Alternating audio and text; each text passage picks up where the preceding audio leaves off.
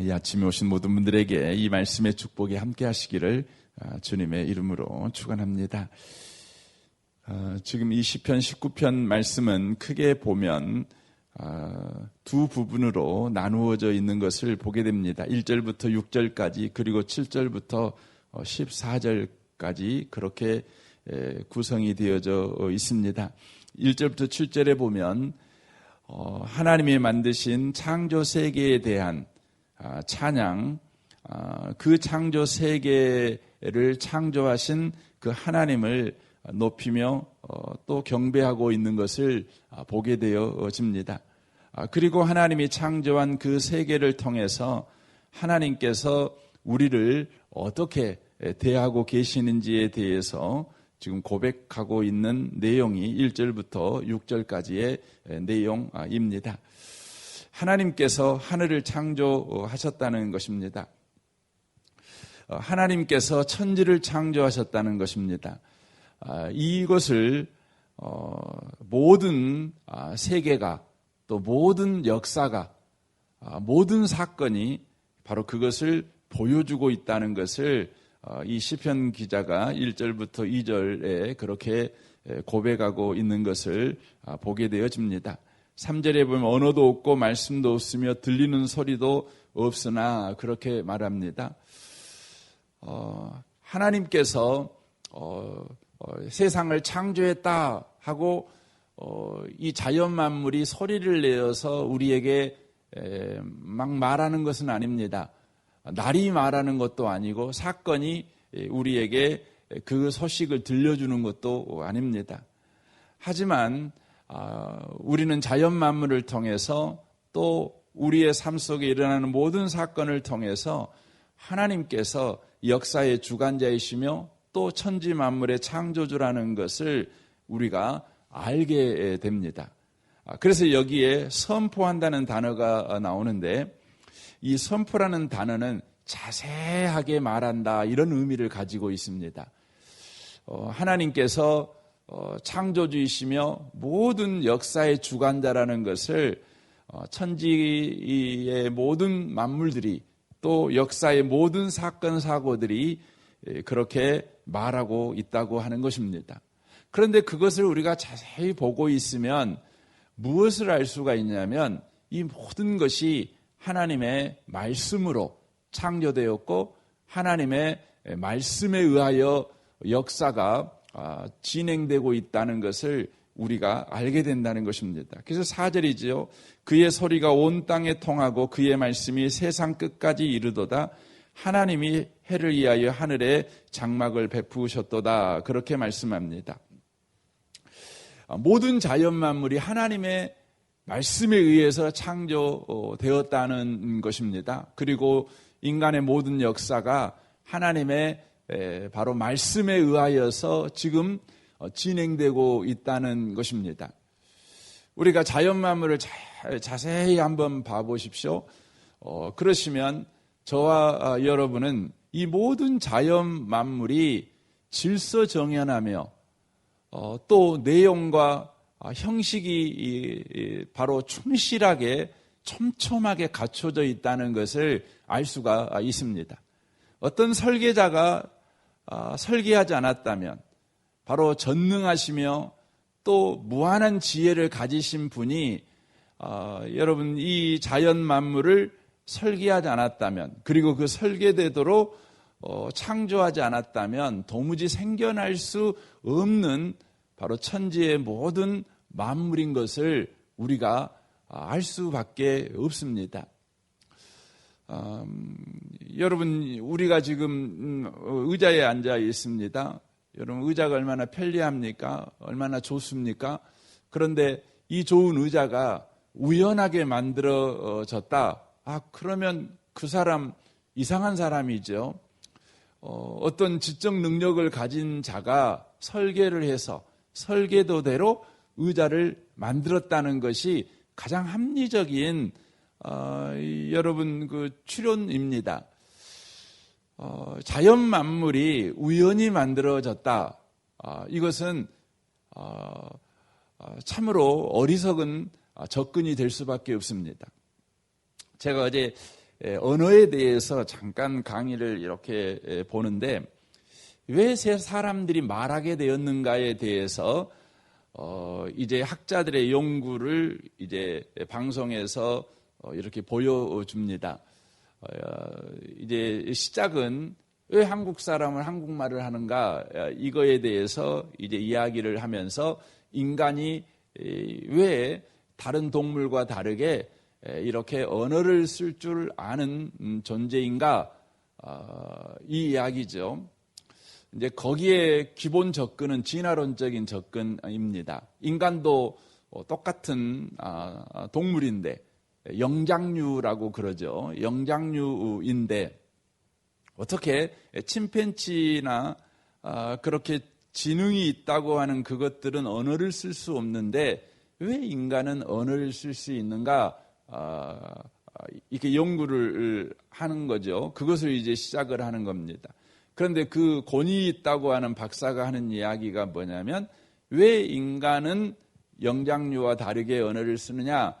그러면 그 이유는 우리의 뇌가 돌연변이가 일어나서 우리 뇌 속에 돌연변이가 일어나서 영장류의 가 갖지 않는 뇌를 갖게 되었다는 겁니다. 그렇게 설명을 하는 겁니다. 여러분과 제가 언어를 쓰는 것이 돌연변, 갑자기 비정상적인 일이 일어난 겁니다. 우리 뇌 속에.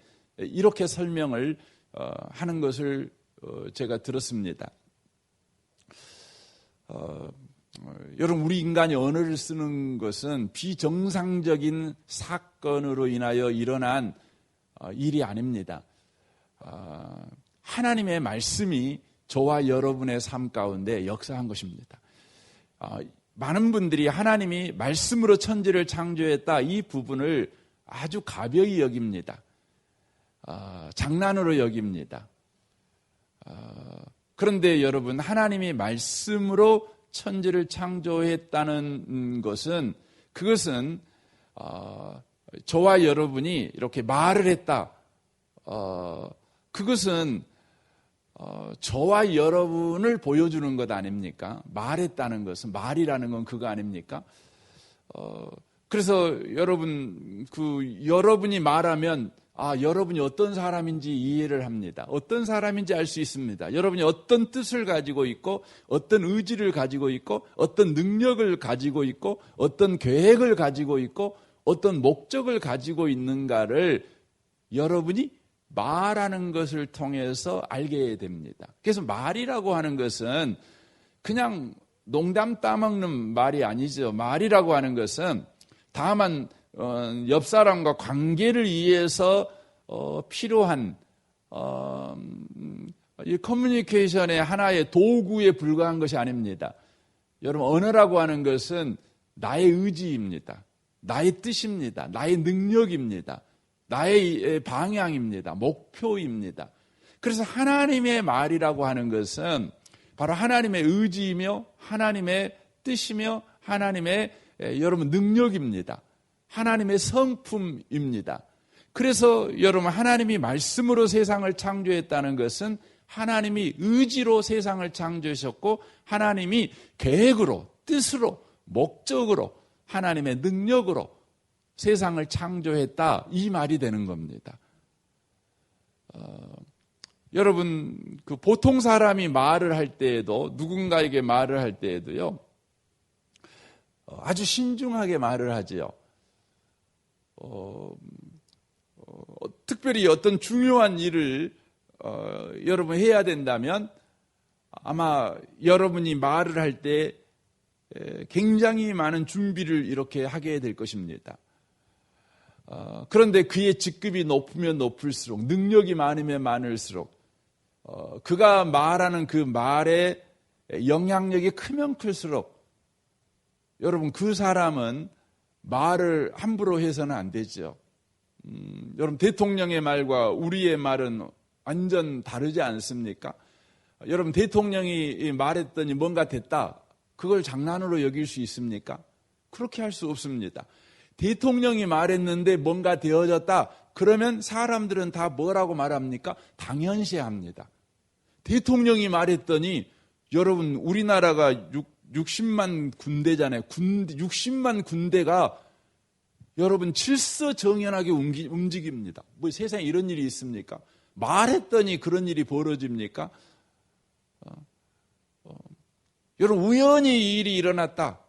돌연변이 갑자기 사람들이 정신 이상이 일어나가지고 갑자기 사람들이 질서정연해지고 승리하는 작전을 전개하고 여러분 이게 말이 됩니까? 말이 안 되는 겁니다.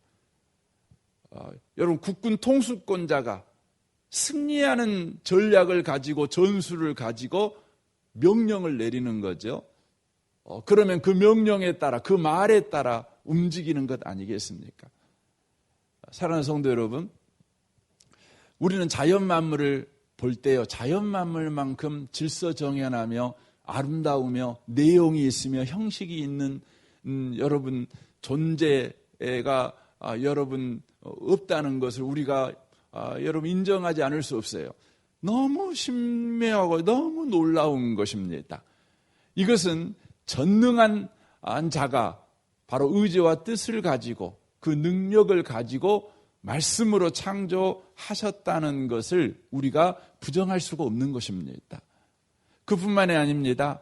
우리의 삶 자체도 그렇습니다. 우리의 삶 자체도 하나님께서 말씀으로 우리의 삶을 지금 인도해 가고 있다고 하는 것입니다.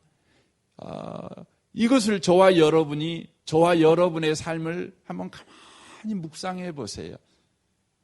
우리의 삶 가운데 여러분 일어나는 수많은 사건들이 있었지 않습니까? 그 사건들이 어떻게 쓰여졌는가를 여러분 가만히 생각을 해보세요. 그러면 저와 여러분이 인정하지 않을 수밖에 없는 것은 내 인생이 현재 여기까지 올 때 우연히 그냥 비정상적인 일이 나를 힘들게 하고 괴롭게 하는 일이 그냥 뒤죽박죽 하다 보니까 여기까지 왔다. 그렇게 말할 수 없어요. 가만히 여러분이 묵상을 해보면 내 인생이요, 방향과 목적을 가지고 어떤 힘에 의해서 여기까지 왔다는 것을 인정할 수밖에 없습니다. 19편의 이 시는 다윗이 썼습니다. 다윗은 자연 만물을 보면서 그리고 여기까지 인도한 자기 인생을 보면서 또한 여기까지 인도한 이스라엘 민족을 보면서 다윗이 고백할 수밖에 없는 겁니다. 모든 천지가 하나님에 의해서 창조되었고 모든 인류 역사가 또 개인 역사가 하나님에 의하여서 인도받고 있는데 하나님의 말씀으로 천지가 창조되었고 말씀으로 모든 인생이 하나님의 인도를 받고 있다. 이것을 고백하는 것이죠. 고백하는 것이죠. 저는 이 아침에 오신 복 있는 분들이 다윗과 같은 고백이 저와 여러분의 삶에 꼭 회복되기를 바랍니다. 여러분과 저의 인생은 버려진 인생이 아닙니다. 저와 여러분의 인생은 그냥 바람 부는 대로, 환경대로, 상황대로 그냥 여러분 떠밀려 다니는 그런 바다 위에 떠있는 조그마한 조각배와 같은 인생이 아닙니다. 우리 인생은 전능하신 하나님이 말씀으로 경영하고 있는 인생이라는 것을 저와 여러분이 기억하셔야 합니다. 여러분 인류 역사는 끊임없이 하나님을 대적하는 역사였는데 하나님이 말씀으로 세상을 창조하지도 않았고 말씀으로 인류 역사를 지금 경영하고 계신다. 이것을 끊임없이 부정한 역사가 인류 역사입니다. 그것이 바로 인류 역사에 바로 큰 세력을 얻고 등장한 사건이 인류 역사에 여러 번 있었죠. 그중에 가장 최근에 있었던 사건이 1800년 후반에 일어났던 다윈의 진화론입니다. 이 진화론에 의하여서 인류 역사가 얼마나 여러분 피폐해졌는지 모릅니다. 이 진화론에 의하여서 사회 진화론이라는 스펜서라는 사람이 만든 이론이 있습니다. 이 이론으로 인하여서 무엇이 합리화됐냐면 강한 나라가 작은 나라를 침범해서 그 나라의 것을 다 빼앗아 버리고 그 나라 백성들을 인간 이하의 취급을 해도 된다는 이론적 토대를 만들었습니다. 그래서 여러분 18세기 후반에 이 자본주의의 진화론이 들어가자 인간은 무한 경쟁을 통해서 성장한다. 그래서 무한 경쟁에서 실패한 인간은 도태된 인간이다. 사라져도 되는 인간이다. 그렇게 여러분 했습니다. 이것에 의해서 히틀러가 아리안족의 우월성, 독일 민족은 전 세계에서 가장 이대한 민족, 이대하게 진화된 민족이다. 모든 세상의 민족들은 다 열등한 민족이다. 그러니 강한 민족이 열등한 민족을 밟고 파괴해도 괜찮다. 이런 논리를 가지고 여러분 나치주의가 만들어지게 된 겁니다. 그래서 1차 세계대전이 일어났고 2차 세계대전이 일어났습니다. 여러분 1차 세계대전이라는 것이 왜 무서운 전쟁이냐면 과거로부터 인류 역사에 수없는 많은 전쟁이 있었습니다. 그런데 그 전쟁들은 대부분 칼로 싸우는 전쟁이었고 그것이 조금 발전해서 여러분 대포로 싸우는 전쟁이었습니다. 전쟁에는 사람이 죽어가지요. 그런데 칼과 총으로 이렇게 죽이는 전쟁에서는 사람이 죽더라도 많이 죽지 않았습니다. 대량 살상이 일어나지 않았습니다. 더더구나 과거의 전쟁은 칼로 싸울 때요. 그냥 대장이 나와가지고 대표로 싸맸습니다. 그러니 1명, 2명 죽고 그냥 항복하고 그냥 전쟁이 끝나는 겁니다. 그런데 여러분 진화론이 나온 이후에 일어난 전쟁, 첫 번째 전쟁이 제1차 세계대전인데 1차 세계대전 때 죽어간 사람이요. 약 5천만 명이 죽었습니다. 왜 그렇게 죽었냐면 대량 학살 무기를 만들어 가지고요. 사람을 죽였습니다. 기관총이 나와서 옛날 한 방씩 쐈던 총이 기관총이 나오고 또 세균전을 펼쳐가지고 사람들을 그냥 싹쓸이 죽여버립니다. 사람을 죽이는 것을 괜찮은 겁니다. 저 사람을 죽여야 내가 더 강한 자입니다. 내가 더 높은 단계의 진화를 한 사람입니다. 그래서 여러분 사람이 사람을 이겨야 더 높은 수준의 사람이 된다는 이론적 토대를 마련해 준 게 진화론입니다. 그것에 의해서 여러분 교육학이 발전하는데 존 두이에 의해서 교육학이 발전하는데 그것에 의해서 현재 이 세계의 모든 교육이 다 경쟁하는 교육을 시키는 겁니다. 다 그렇게 된 겁니다. 그래서 여러분 우리 학교에 가면 아이들이요. 사람을 존중하고 사람을 여러분 섬길 줄 알고 이해할 줄 아는 사람이 돼야 되잖아요. 근데 학교를 여러분 다니고 더 여러분 높은 수준의 공부를 배우면 배울수록 사람이 사람을 더 무시합니다. 사람이 사람을 더 억압합니다. 여러분 과거에 우리 어머니들은 초등학교도 겨우 나오고 못 나온 도 계시죠? 그렇지만 그 어머니들은 따뜻한 가슴이 있었어요. 얘가 코 나오면 그냥 속옷 빼갖고 얘 코 닦아주고 그랬어요. 사람다웠어요. 엄마다웠어요. 근데 요즘 엄마들은 얼마나 공부 많이 합니까? 근데 엄마다운 엄마가 없어요. 아이들을 더 높은 수준의 아이를 키우는 일에만 관심이 있어요. 다른 애를 이기는 아이가 되게 하는 일에 관심이 있어요. 조련사지요. 엄마가 아니에요. 엄마는 무조건 안아주는 거 아닙니까? 사랑해 주는 거 아닙니까? 책임져 주는 거 아닙니까? 왜 그렇게 돼버렸어요? 여러분 인간은요 하나님과 관계로 살아야 돼요. 하나님이 나를 말씀으로 창조하셨다. 하나님이 내 인생을 지금 인도하고 있다. 하나님이 내 인생에 생사화복을 주장한다. 하나님과 끊임없는 관계를 가지고 높은 수준의 인생을 살아가는 거예요. 그런데 하나님께서 자연 만물을 만드셨다는 것이 아니라 이 우연히 진화해서 만들었다 이러니까 뭐가 되면 사람이 자연과 싸워요. 환경과 싸우는 인간이 됐어요. 인간이 인간과 싸우는 인간이 돼버렸어요. 더 높은 수준의 인간은 환경을 이겨야 되고 인간을 이겨야 되고 무슨 문제든지 해결해 버려야 되고 이렇게 가르친 거예요. 아니에요, 여러분. 인간은 하나님과 관계해야 되는 거예요. 사건을 해결하는 게 아니라 사건 속에서 하나님의 뜻을 알고, 아니 하나님의 뜻을 이해하지 못하더라도 하나님께서 우리에게 유익을 주기 위해서 일을 주셨다는 믿음을 가지고 우리가 담대하게 살아가는 거예요.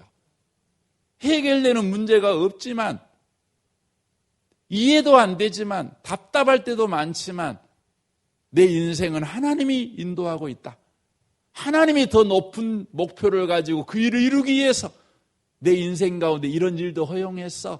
이 믿음을 가지고요, 때때로 이해도 안 되지만 그냥 사는 겁니다.